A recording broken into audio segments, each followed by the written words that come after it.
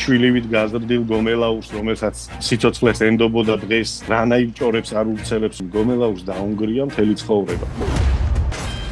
შვილივით გაზრდილ ბაჩიაშვილს ციხეში რას უხდება, როდესაც შვილივით გამოზრდილ ირაკლი ღარიბაშვილს უკვე დღეს ხელბორკილების ხმა ესმის. ყველაფერს გადაამტვრევს ყობახიძეს თავზე და გაუშვებს ისე, რომ არანაირი პრეტენზია არ ექნება ყობახიძეს. ალაპარაკდა ადამიანი, რომელიც წლების განმავლობაში ბიძინა ივანიშვილის უახლოესი გარემოცვის წევრი იყო. და ოკეანის გაღმიდან მოგვიყვება იმას, რაც აქამდე არ ვიცოდით და მილიარდერთან დაახლოებული ადამიანების გარდა არ შეიძლებოდა ვინმე სცოდნოდა. ბიძინა ივანიშვილი არის სასტიკად ეჭვიანი და სასტიკად კომპლექსიანი ადამიანი. მას აკომპლექსებს ადამიანის სიმაღლე. თუნდაც თუ ადამიანი მაღალია, 4-5 ადამიანის იქით უნდა დადგეს, რომ მის სიმაღლესთან ცუდად არ გამოჩნდეს. მისთვის არის ძალიან მიღებული დამცირება პიროვნული მეტსახელების დარქმევა კნინებითი ფორმაში, როგორც არის ტრიტრი და ანუ კიდე ბევრი რამე არსებობს, მის კარზე არ არსებობს ადამიანი, რომელსაც მეტსახელი არ ქვია. ბიძინა ივანიშვილმა იცის ადამიანის უკიდურესად დამცირება. პიროვნულად ღირსებით დამცირება ადამიანის. იცის ძალიან ცუდი გინება, ძალიან ცუდი წევლა და სულ რომ მოყვარე იყოს ადამიანი, ბიძინა ივანიშვილი თავისივე ქმედებებით, კომპლექსებით მოცისქლემტრად გადაიკიდებს ნებისმიერ ადამიანს. როგორც კი კვლევა გამოქვეყნდება და ბიძინა ივანიშვილზე ზემოთ ვინმე არის დასახელებული, იმ ადამიანს ეგრევე უსველდება ფეხები. პიროვნული კომპლექსები, ბავშვობის ბოღმები და რაღაცა, ისეთი გატაცებები აქვს მაგ ადამიანს, ხო, ეხლა ეს ჩვეულებრივი გართობა არის მისთვის, რაც დღეს ქუჩებში ხდება. 69 წლის მილიარდერის პორტრეტის დახატვა მხოლოდ იმ ადამიანებს შეუძლიათ, ვისაც მასთან ახლო კონტაქტის, პირადი კომუნიკაციის დამყარების შესაძლებლობა აქვს ან ჰქონია. გიორგი მუხიგულაშვილი ამ მცირერიცხოვან ადამიანებს შორისაა. ივანიშვილის ოჯახთან დაახლოვებული და ოცნების ყველაზე თავგადაკლული მცველი, იძულებული გახდა ქვეყნიდან წასულიყო და თავის შტატებისთვის შეეფარებინა. ბიძინა ივანიშვილი პირველ რიგში ტკბება თავის ნათესავების დამცირებით და ნათესავების გაჭირვების ყურებით. დაინტერესდით მის ნათესავების მდგომარეობით, ხო, უკიდურეს გაჭირვებაში არიან.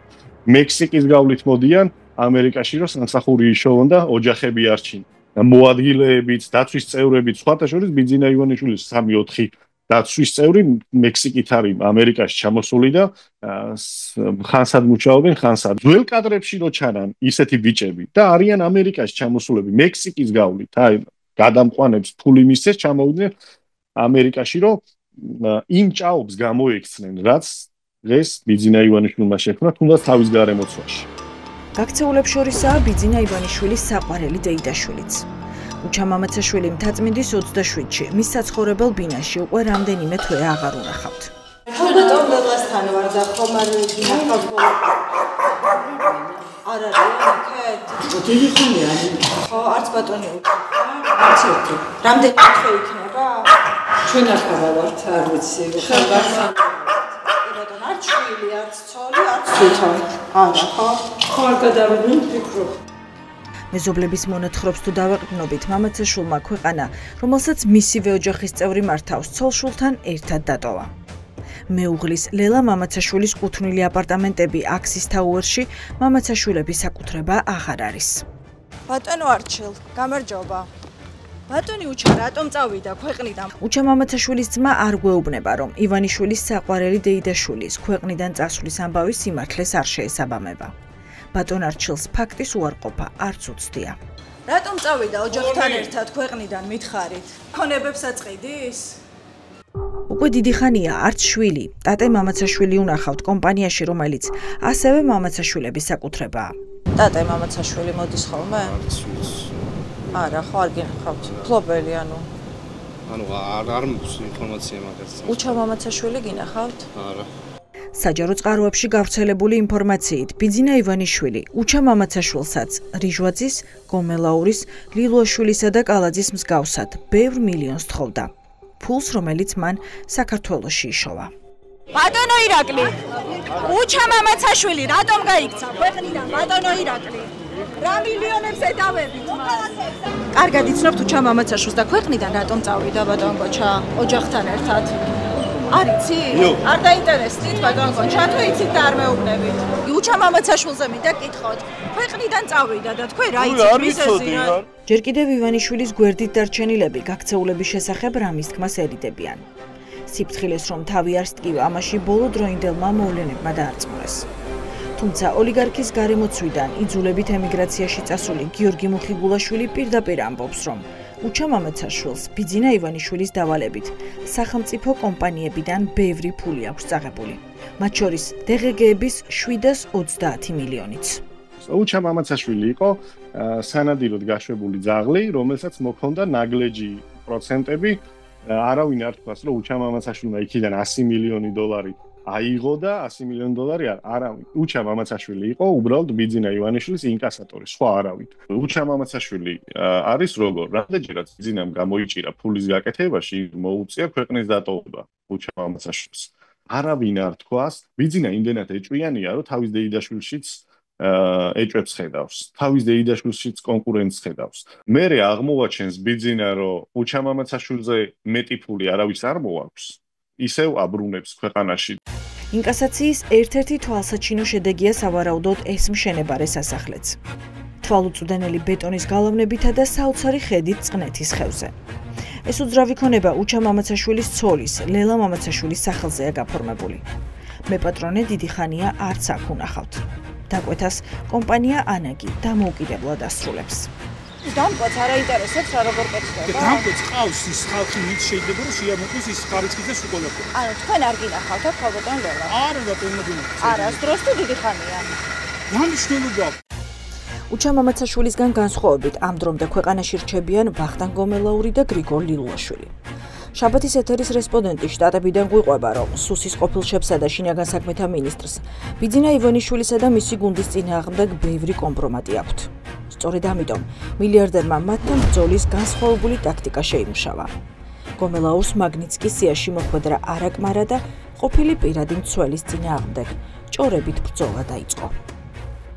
გომელაურის მისამართი დაარსებობს ძალიან ბევრი კანონდარღვევები, მაგრამ ყოველი კანონდარღვევის უკან დგას ბიძინა ივანიშვილი. და აქედან გამომდინარე არ აწყობს ბიძინა ივანიშვილს გომელაურის კანონდარღვევებზე ლაპარაკი და მისთვის სასურველია, რომ ხალხი შეაჩვიოს ჭორაობას, ჭორების გავრცელებას და მაგით დააშანტაჟოს გომელაური. გომელაური და ლილუაშვილი ფლობენ ძალიან დიდ ინფორმაციებს. რაც შეეხება ლილუაშვილს უახლოვდება, მაგრამ ბიძინა ივანიშვილი არის მშიშარა. ვერასდროს ვერ მიუახლოვდება ბოლომდე პირადად ლილუაშვილს, იმიტომ რომ ჩვენ გვახსოვს ტრიტრის კადრები, ჩვენ გვახსოვს ძალიან ბევრი ჩანაწერები, იმდენი ჩანაწერი იქნება ლილუაშვილის ხელში, იმდენი კომპრომატე იქნება ლილუაშვილის ხელში, რომ არ ვიცი, აი წარმოდგენაც არ მინდა ისეთი სიბინძურები იქნება ლილუაშვილის ხელში და ამიტომ ბიძინა ყოველთვის წრეზე უვლის და ლილუაშვილს აკვირდება რა ნაბიჯებს გადადგავს, მაგრამ ლილუაშვილი ძალიან წყნარად ძის და ელოდება, იმიტომ რომ სადღაცაც გადანახული იქნება მეხსიერების ბარათი, სადაც ძალიან ბევრი ტრიტრი იქნება. ძალიან ბევრი. ჭორაობა ბიძინა ივანიშვილის საყვარელი საქმე ყოფილა. ამას გვიყვება ადამიანი, რომელიც ქვეყნის უმდიდრეს მოქალაქეს ძალიან კარგად იცნობს და ნათქვამის დასტურად კონკრეტულ ფაქტებსაც ასახელებს. ბიძინა ივანიშვილისთვის საინტერესო ადამიანი ხარ, როდესაც მისთვის შინაგანად რო იკვებოს, ეგეთ ჭორები აგაქვს და მისთვის სასარგებლო ხარ. როგორც კი მოდუნდები, მაშინვე არაფერი არ ხდები მისთვის. გომელაურმა როდესაც კრეფსები აუტანა ბიძინას, ხო? იქ ბევრი რაღაცა აკლდა, იმიტომ რომ ბიძინამ ალტერნატიული წყაროებიდან იცოდა რაღაცები, რაც შიგნით არ იყო. ანუ გომელაურს ერთგვარი მორალი არ უშვებდა, უმორალო ადამიანს მორალი არ უშვებდა, რომ ის ნაწილები ჩაეწერა იმ კრეფსებში. ბიძინამ საყვედური გამოთქვა მაგაზე, რომ ეს არ არის სრული და არის ამას რაღაცები აკლია. ბიძინა ივანიშვილის ერთ-ერთი ტაქტიკა არის ეგ, რომ თუ შენ სუფთა ხარ, მას არ ჭირდები, მაგრამ შენ თუ გაისურები, მაშინ მისთვის საჭირო ხარ, იმიტომ რომ შენზე ზემოქმედების ბერკეტი ქონდეს ყოველთვის. გიორგი მუხიგულაშვილის მტკიცებით, ოლიგარქის დაკვეთით მზადდებოდა სუსის კრეფსებიც. აქამდე ვიცოდით, რომ ტომებს სუსში მღვდლებზე წერდნენ, თუმცა აღმოჩნდა, რომ დაკვეთა არა მხოლოდ მათზე იყო. საპატრიარქოს კრეფსები არ კეთდებოდა უშიშროებისთვის, კეთდებოდა ბიძინა ივანიშვილისთვის. კეთდება ჟურნალისტებზე, კეთდება პოლიტიკოსებზე, კეთდება მომღერლებზე, კეთდება საპატრიარქოზე. გზის მერე და მაგ კრებსებით ტკბება. ივანიშვილის უახლოესი გარემოცვის წევრი, რომელმაც ქვეყანა დატოვა ყვება, რომ საპატრიარქოს კულუარული ამბები ივანიშვილს განსაკუთრებით აინტერესებდა, რადგან ეკლესიის დამორჩილება მხოლოდ კომპრომატებით შეეძლო.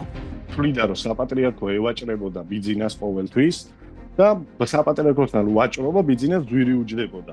ჩვენ ვნახეთ კრებსებში ძალიან ბევრი სიბინძურე, რამაც საპატრიარქოს დაუგდო ავტორიტეტი. საპატრიარქოს რო ავტორიტეტი დაუგდო, მის შემდეგ ერთი ხელისუფლების საწინააღმდეგო განცხადება ჩვენ აღარ გვინახავს. და აქედან გამომდინარე, ბიძინასთვის გახდა ძალიან იაფფასიანი სავაჭრო სფერო საპატრიარქო. ბიძინა ივანიშვილი აძლევს ადამიანს შანსს, რომ მან მიქაროს და მერე ეს მიქარვა გამოიყენოს თავისთვის სასარგებლოდ. კაცი, რომელმაც სისტემაც და ივანიშვილის მართვის სტილით შიგნიდან იცის, ყვება რა მეთოდებით იმორჩილებს ხალხს ოლიგარქი. თავდაპირველად იწყებს ნდობით კომფორტის შექმნას.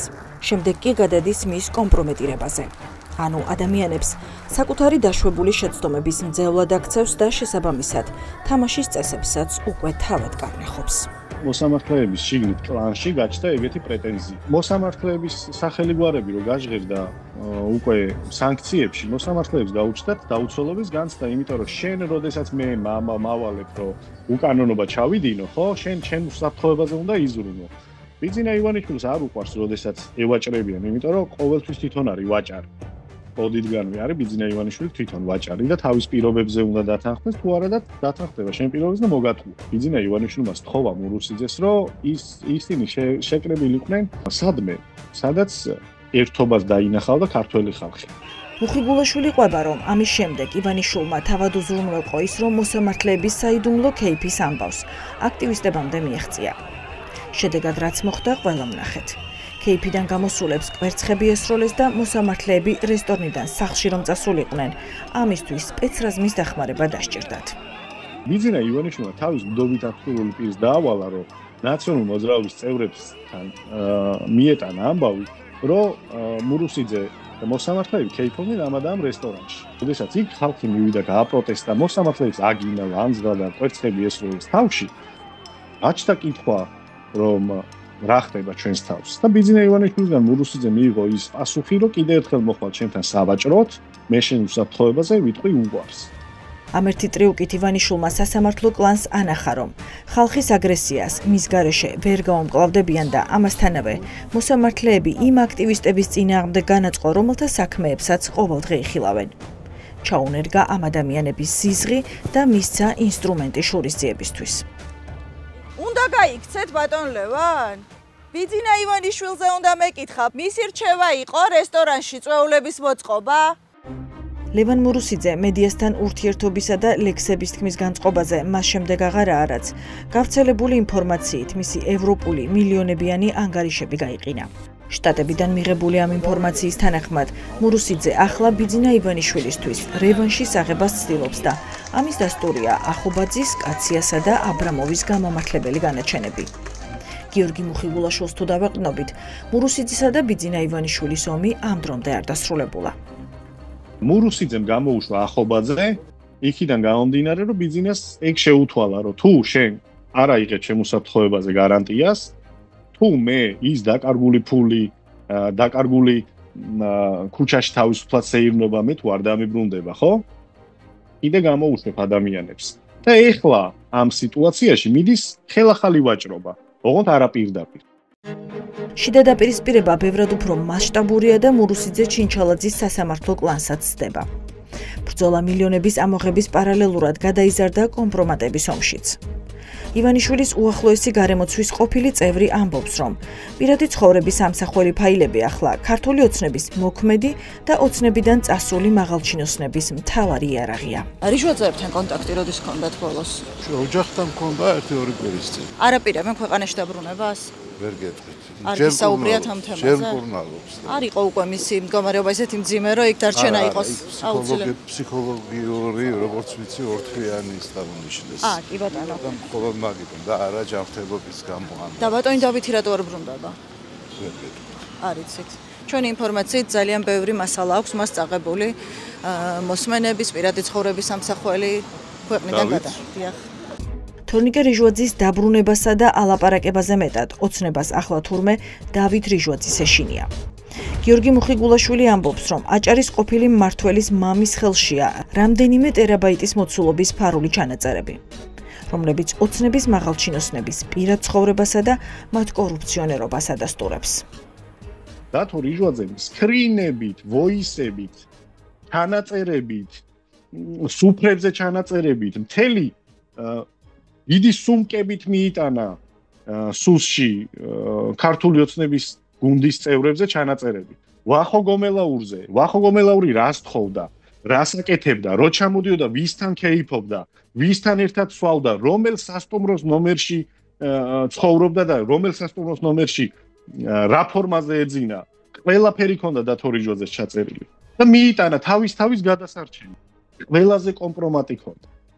ვინმეს თუ სუფრას გაუშლიდა, იმ სუფრაზე ჩამწერი იყო. და ზუსტად ეგენი მაგით ცდილობდა თავის დაცვას. მაგრამ ნახე რა მოხდა? დათო რიჟვაძე ვინც ჩაწერა, ბიძინა ივანიშვილმა ეგ ხალხი გაუშვა. თქვენ წარმოდგენა არა გაქვთ ხოცები რაფაილებს ფლობენ ერთმანეთზე. ამ სკანდალური ინფორმაციის მიღების შემდეგ გასაგები ხდება, რატომ არ აწყობს ოცნების ხელისუფლებას დავით რიჟვაძის ქვეყანაში დაბრუნება. ეს რომ ასეა, ამაში პროკურორ ნუგზარ ჭიტაძესთან ჩაწერილმა ინტერვიუმაც დაგვარწმუნა. გამოძიება ორ თვეზე მეტია ვერ ბედავს კითხვები დაუსვას ადამიანს, რომელიც თორნიკე რიჟვაძესთან ერთად საგარეჯოში გასროლის დღეს იმყოფებოდა. როცა დადგება დღის წესრიგში ის გარემოება რომ იგი დღის წესრიგში რიჟვაძეს დაკითხვა რანაირად არ დამდგა რამდენი გეტყვით დღის წესრიგში რა თქმა უნდა დგას უბრალოდ აქ ხედულობაში უნდა მივიღოთ ის გარემოება რომ იგი სამედიცინო პერსონალის მეთვალყურეობის ქვეშ იმყოფება და როცა ისინი გიპასუხებდნენ მე შეეძლო თუ არა მას საგამოძიებო უწყებას აქვს კონტაქტი ოჯახის წევრებთან და აქედან გამომდინარე ვამბობ როდესაც იგი მზად იქნება ჯანმრთელობის ოჯახის წევრებში არა მხოლოდ მამა იგულისხმება. ბატონი დავითი თუ არის დაკითხული იქ იმყოფებოდა მაშინ. და ძალიან მნიშვნელოვანი მოწმეა. კი ბატონო, იგი იქ იმყოფებოდა ასევე სიძე იქ, რომელიც დაკითხულია გამოძიების მამა თუ არის დაკითხული? მამამისი იმყოფებოდა თურქეთში. თურქეთში წასვლამდე აქ იყო სასამართლო პროცესზე. სასამართლო პროცესზე იყო ასევე საავადმყოფოში თავისუფლთან, იყო ძალიან ემოციონალურ მდგომარეობაში დაიკითხა, ჩატარდა ყოველმხრივი და არაერთი გადაუდებელი მაშინ არ იყო პრეტენზიები არ მაქვსო ალექსი ახვლედიანთანო წერილი რომ დაწერა მაშინ არ იყო მძიმე ემოციური მდგომარეობა დავით რიჟვაძეს აუცილებლად დავკითხავთ როდის ბრუნდება თუ იცით ქვეყანაში ვერ გეტყვი შაბათის ეთერის მიერ ჩაწერილი ინტერვიუში ნარსი გვაფიქრებინებს რომ რიჟვაძეების საქმესაც სრულად ბიძინა ივანიშვილი აკონტროლებს ჩვენი რესპონდენტი ამბობს, რომ რიჟვაძის შემთხვევაც ივანიშვილისთვის სტანდარტული кейსია, როდესაც ადამიანს ჯერ გასვრის, შემდეგ კი გადააგდებს. ბიძინა ივანიშვილმა ყოველთვის იცოდა ვინ რას აკეთებდა. ნებისმიერი მინისტრი, ნებისმიერი ჩინოვნიკი ზეპირად იცოდა საიდან შეუვლობდა ფულს. ეს მისთვის არ ახალია, რომ აი ხა გაიგო, რომ თორნიკე რიჟვაძეს ქონდა ძალიან ბევრი ფული მოტეხილი.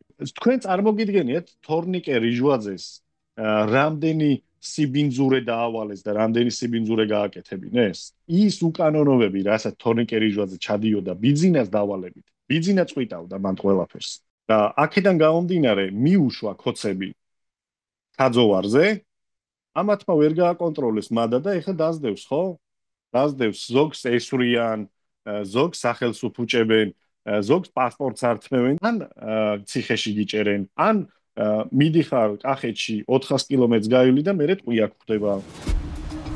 ოცნების ჩინოსნების მადის კონტროლი ყოფილა ბიძინა ივანიშვილის ბოლო დროის მთავარი გასართობი. ამ საქმეში კი ყველაზე მეტად ისეთი ადამიანები სჭირდება, ვინც მის ახირებებს უსიტყვოდ შეასრულებენ. აღმოჩნდა, რომ უსიტყვოდ შემსრულებელთა რიგებში ლიდერობს სუსის შეფად გამწესებული მდინარაძე. მდინარაძე არის ყველაფერზე ამსვლელი, ყველაფერზე ხელის მომწერი ადამიანი. მამუკა მდინარაძე ადამიანი არის, რომელიც იმ ერთ წელიწადს მისი გათვლით გამოიყენებს ფულის საშუალებლად და მერე გაგასაკრობად. მამუკა მდინარაძის არსებობა გრძელვადიანი კუთხით არ არის გათვლილი. ისე საიდუმლოდ იშოვის მამუკა მდინარაძე მინიმუმ 20-30 მილიონს. ანუ კონკრეტულად სიტყვაზე ნოდარ მელაძეს აქვს 5 მილიონი დოლარი ნაშოვნი და ეს ბიძინამ არ იცის. მამუკა მდინარაძეს თუ მისცემს იქიდან წილს, ბიძინა ამას ვერ გაიგებს. მამუკა მდინარაძე არის ადამიანი, რომელიც 2018-19 წელს გუნდმა გარიყა და წლების განმავლობაში იყო გაბოროტებული და ბოღმილი, რომელსაც მისცა ბიძინამ რევანშის საშუალება. მორჩილებაში მამუკა მდინარაძეს ყველაზე დიდი კონკურენტი პრემიერად წოდებული ირაკლი კობახიძე ჰყოლია. მისთვის მიუნდია ოლიგარქს ყველაზე ბინძური საქმეების კეთება. კობახიძე არის ყველაზე კარგი გამნაგავებელი. ანუ კობახიძეს თუ დააკვირდებით, ბოლო 8 წლის განმავლობაში კობახიძეთი მოიშორა ძალიან ბევრი პოლიტიკური ფიგურა. მუხი გულაშვილის თქმით, კობახიძემ გააშვებინა ივანიშვილს მარგველაშვილი, ბესელია, ლილუაშვილი და ღარიბაშვილიც. თუმცა ამის მიუხედავად ოცნების მოქმედი პრემიერის ბედი მაინც გადაწყვეტილია და სულ მალე მასაც სხვა გაშვებულების გზას გაუყენებენ. დღეს ბიძინა ივანიშვილს ჭირდება ისეთი პრემიერი, რომელსაც უბრალოდ ერთი ზარით მოიშორებს. კობახიძე შეარჩია ყველაზე ოდიოზური ფიგურა, უავტორიტეტო, რომელიც ხალხში ანტიპატიას იწვევდა. ბიძინა ივანიშვილმა კობახიძესო დაურეკა გუნდის წინაშე, ისეთი დაამცირა და ისეთი სიტყვებით გალანძღა, მას რო დაჭირდეს, ხო? ეხლა ხო არის აქ გლობალური ომის პარტია. ყველაფერს გადააბრალებს კობახიძეს. ყველა სიგიჟეს შეაწმინდავს კობახიძეს და ძალიან მეწოდება ეგ ადამიანი, იმიტომ რომ თან ყველაზე ცუდი რა არის? მოხსნის პრემიერობიდან და დაცვის გარეშე დატოვებს. დაცვის გარეშე დატოვებს, რომ ხალხი გაუსწორდეს. ბიძინა ივანიშვილი ერთობა ამ ყველაფრით. ეს არის ყველაზე დიდი სიგიჟე. მორჩილების ხარისხი დაუწუნებია ოლიგარქს ირაკლი ღარიბაშვილისთვის. სამჯერ გაშვებული პრემიერი პირველივე ჯერზე ფარული ჩანაწერების მსხვერპლი გამხდარა. იარაღის, რომლითაც ოცნების წევრები ერთმანეთს დღემდე ებრძვიან. თამაზაშვილები ყოველთვის აბუჩად იგდებდნენ ბიძინას და ყოველთვის მასხრად იგდებდნენ ბიძინას ავტორიტეტს. და აქედან გამომდინარე მოხდა ბიძინასთან თამაზაშვილების ჩანაწერი, რამაც გამოიწვია ირაკლიზე ჯოხის გადატეხა. ირაკლი ღარიბაშვილმა იმდენი კორუფციული სქემა გააკეთა საქართველოში, იმდენად მოაძლიერა თავისი კლანი ბიზნესმენების, რომ ბიძინა ივანიშვილისთვის საშიში გახდა, იმიტომ რომ ირაკლი ღარიბაშვილს ნებისმიერ დროს შეეძლო ბიძინა ივანიშვილის ჩახსნა. ოლიგარქის მძიმე ხასიათისა და თავისებურებების მსხვერპლად მიიჩნევს მუხი გულაშვილი თბილისის მერობის მესამედ მსურველ კალაძესაც. დედაქალაქის თავკაცი მისი თქმით, ოლიგარქის მიერ მოგროვებული კომპრომატების ტყვეობაშია. როგორც შეიძლება $1,300,000 ფერარზე იჯდე ადამიანი და არ იღიმოდე. კალაძე მე მგონია ბიძინა ივანიშვილის ტყვე არის და არა ბედნიერი მერი. კალაძესთვის არის სასჯელი თბილისის მერობა. თქვენ როგორ წარმოგიდგენიათ ადამიანს ქონდეს $1 მილიარდი, მე არ მგონია კალაძეს ნაკლები ქონდეს. $1 მილიარდი ქონდეს და ქუჩაში თავისუფლად ვერ დადიოდეს. რომელი ქოცი გაბედავს ეგრესიარულს, მითხარი. ქუჩაში მეზობლებთან აქვს პრობლემები, ხვდები? თავისუფლად ვეღარ დადიან. ქართული ოცნება დალპა. წევლის, გინებისა და ჭორაობის მოყვარულ ეჭვიან ოლიგარქთან გიორგი მუხიგულაშვილმა კავშირი 2022 წელს გაწყვიტა. თუმცა მის სკივრში უკანასკნელი 3 წლის განმავლობაში მომხდარი კიდევ ბევრი საინტერესო ამბავი ინახება.